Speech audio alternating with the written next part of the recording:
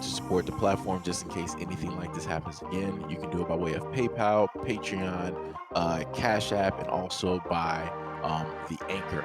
And you can also further support the platform by way of going to the Teespring store or the shoe store that is located in the comment section below.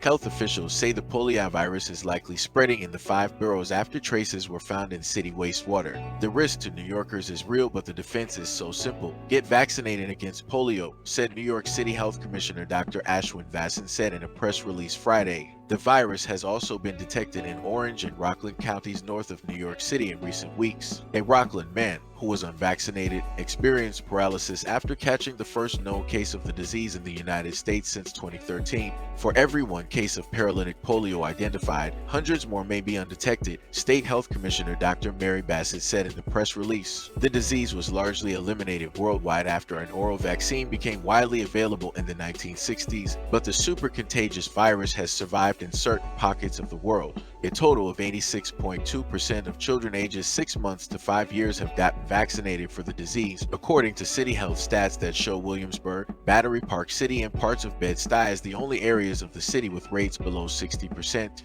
The detection of poliovirus in wastewater samples in New York City is alarming, but not surprising. Already, the State Health Department, working with local and federal partners, is responding urgently, continuing case investigation, and aggressively assessing spread. Polio was once considered one of the most feared diseases in the United States. In the early 1950s, before polio vaccines were available, polio outbreaks caused more than 15,000 cases of paralysis each year in the United States. Following introduction of vaccines, specifically trivalent inactivated poliovirus vaccine in 1955 and trivalent oral poliovirus vaccine in 1963, the number of polio cases fell rapidly to less than 100 in the 1960s and fewer than 10 in the 1970s. Polio has been eliminated from the United States thanks to widespread polio vaccination in this country since 1979. No cases of wild polio have originated in the United States. However, poliovirus has been brought into the country by travelers. It takes only one traveler with polio to bring the disease into the United States. The best way to keep people safe from polio is to maintain high immunity against polio in the population through vaccination.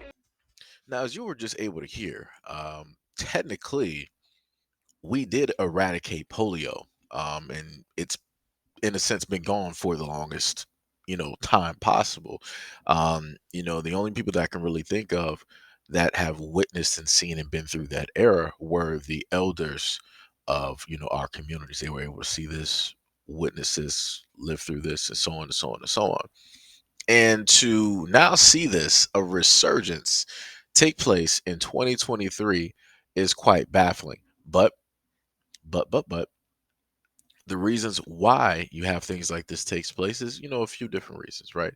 You have individuals who are just now, in a sense, getting here. You also have a second group of people, because this is taking place, if I am correct, this is in New York, where this is taking place, this outbreak of polio. And there's a certain segment, a certain community within New York where outbreaks such as measles breaks out, every so often or quite frequently.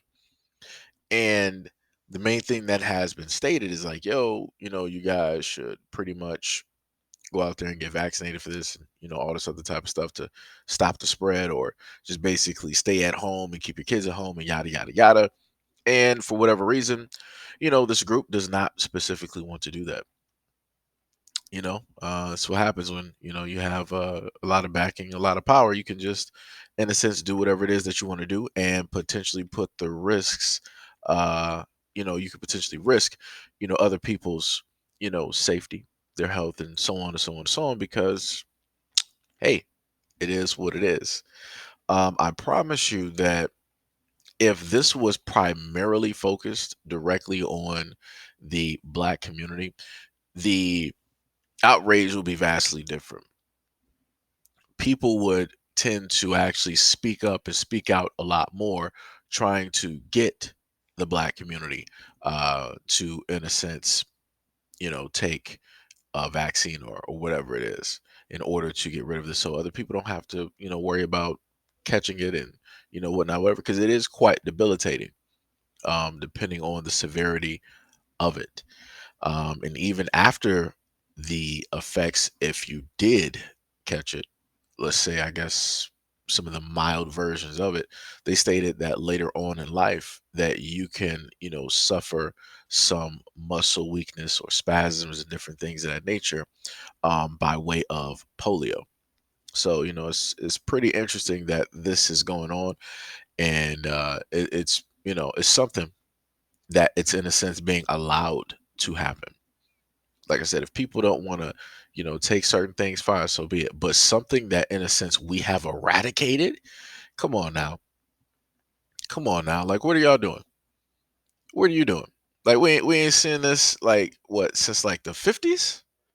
Let me go back here real quick. I gotta go back to the CDC real quick. Let me just see this. What was the last time that we really saw this here? Yeah, it was the 1950s. The 1950s, and then during that time, that's when they really started doing work on it. And they said later on, uh, they developed an active polio vaccine, IPV, in the early 1950s, and Dr. Albert Sabin, who developed the oral polio vaccine, or the OPV, in the early 1960s. So, like I said, that's quite a while, to, in a sense, have that going on and have to basically administer that. And then later on, of course, they stated that the polio cases fell rapidly to less than 100 in the 1960s and fewer than 10 in the 1970s. Like I said, we were pretty much done with this by like the 1970s. It started pretty much in the 1950s. From that point on, they had a rapid response from the 1950s to the 1960s, coming out with two different versions of the polio vaccine.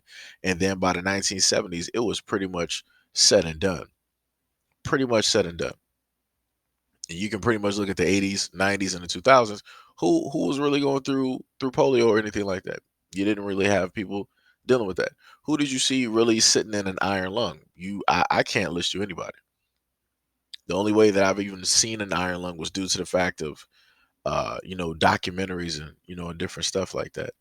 And possibly in, let's say, like third world countries, they might have polio and different things in the nature because medically, things are not up to par as they should be, which is actually quite shameful given um how forward the planet is with a lot of the different medical treatments and the variety of different vaccines. But anyways, like I said, let me know what y'all think about this. Like, again, I find this quite ridiculous that something from the 1950s is pretty much, trying to make a comeback, which doesn't make any type of sense. That's something that don't nobody needs to see. It needs to stay eradicated like it once was.